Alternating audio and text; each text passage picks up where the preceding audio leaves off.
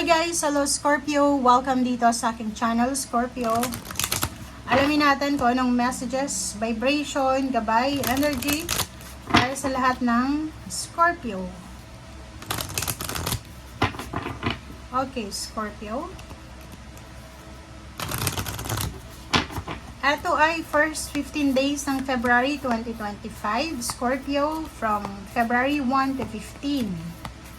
Ano ba ang message? Have faith. First card. Scorpio.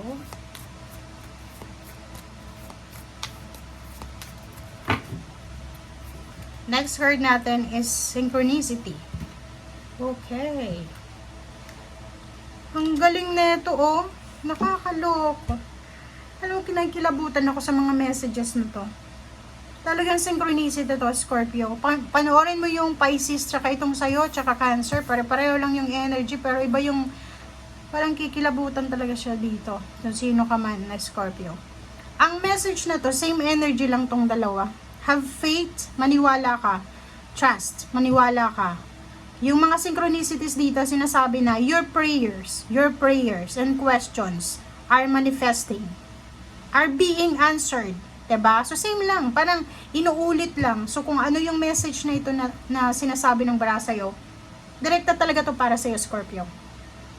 Ibig sabihin, marami kang pinagdadasal, marami kang mga minamanifest, ina-affirm sa buhay mo, na posibleng mamamanifest talaga. Posibleng ibibigay sa'yo yung sagot by synchronistic events. In synchronicity, diba? So, kailangan mong manotice ito in order para makita mo kung paano yung mga actions mo. Diba? Kasi minsan, may mga synchronicity na dumarating sa buhay natin, hindi natin napapansin. Kasi masyado tayong nakafocus sa negative, masyado tayong nakafocus sa past, sa pain natin, heartaches, nakafocus tayo sa mga emotion natin. Okay? And walang puwang sa buhay natin para pumasok yung mga answered prayers na to. So, dito sinasabi, remain positive, follow your guidance, follow your intuition, be careful, be mindful, be attention, kasi yung mga synchronistic answers na to, and manifestation, minsan, dumarating siya sa mga bagay-bagay na hindi natin in-expect. Okay? So, simula ngayon, maging attentive ka. Okay? Magmased. Okay? Mag-focus. Bigyan ng space sa buhay natin yung mga papasok na pagsisimula. Okay? Huwag kang masyadong nakafocus sa past. Huwag kang mag-focus sa nakaraan.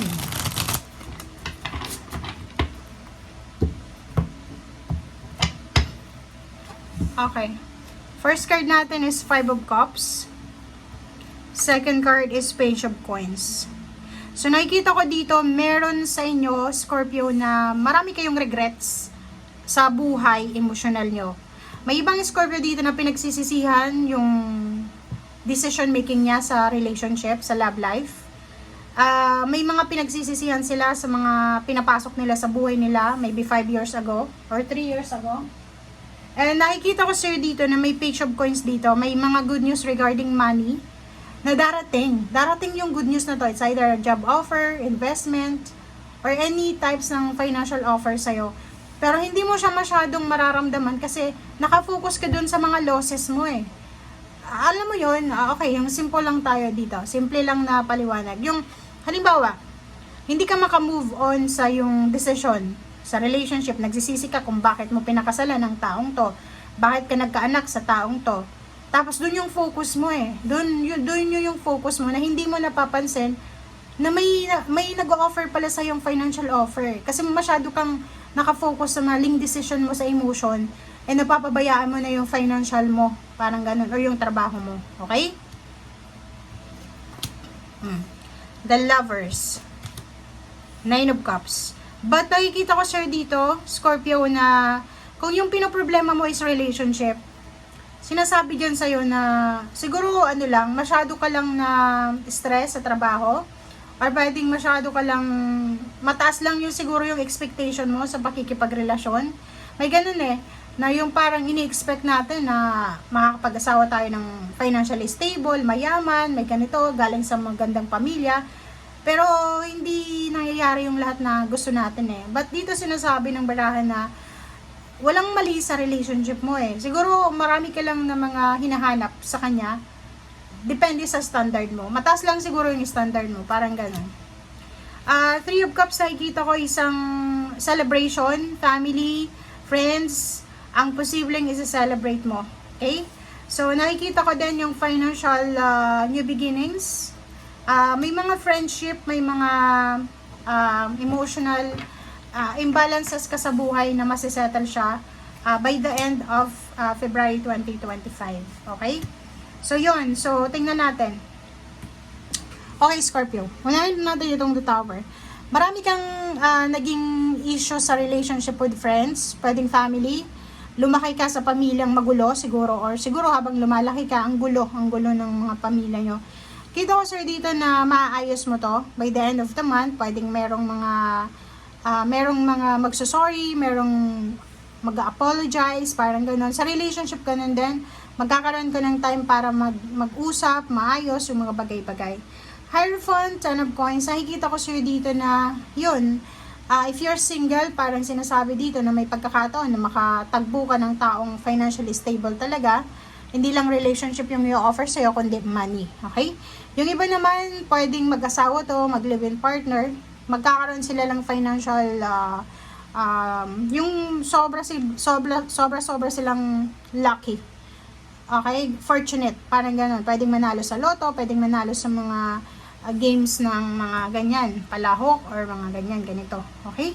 Magician and Wheel of Fortune, yun. So, ito yung kailangan mong maintindihan na anumang pinagdadaanan mo sa ngayon, Scorpio, emotional, financial problems, or financial scarcity, financial troubles, sinasabi na may isang magic, milagro ang darating sa'yo. Okay? Yan nga yung sinasabi sa'yo, maging attentive ka. Kasi masyado kang nakafocus dito sa emotion mo eh. Emotion, puro emotion, ganyan. Ganito yung nararamdaman ko, negative, nasaktan ako, nahinayang ko. No, wag kang kasi alam mo ba, pag masyado tayong nagko-complain, doon parang minamalas yung tao. Pag thankful and grateful ka talaga, kahit wala namang dapat pagpasalamatan, tapos sobra kang thankful, doon uulan ng biyaya. So dito sinasabi, yung mga regrets mo na yan, yung pain, heartaches, let go mo na yan muna. And mag-focus ka sa parating. Kasi milagro tong darating sa'yo eh. And ang milagrong ito na darating sa'yo ay magdadala siya talaga ng overall change, transformation sa buhay mo. Magta-transform ito na parang 360 degrees na magta-transform talaga. Yung parang from rags to riches, from pain and happiness, diba? Yung parang ganun, pain to happiness. Diba? So yun guys ang nakikita natin dito. Huwag kang magmukmuk. Huwag kang mag-focus dyan sa pain mo, huwag kang mag-focus dyan sa regrets mo. Doon ka mag-focus sa pera. Doon ka sa pera. Okay? Gamitin mo yung pain and heartaches mo para maging madiskarte ka sa usaping pera. Okay? Thank you guys. Bye!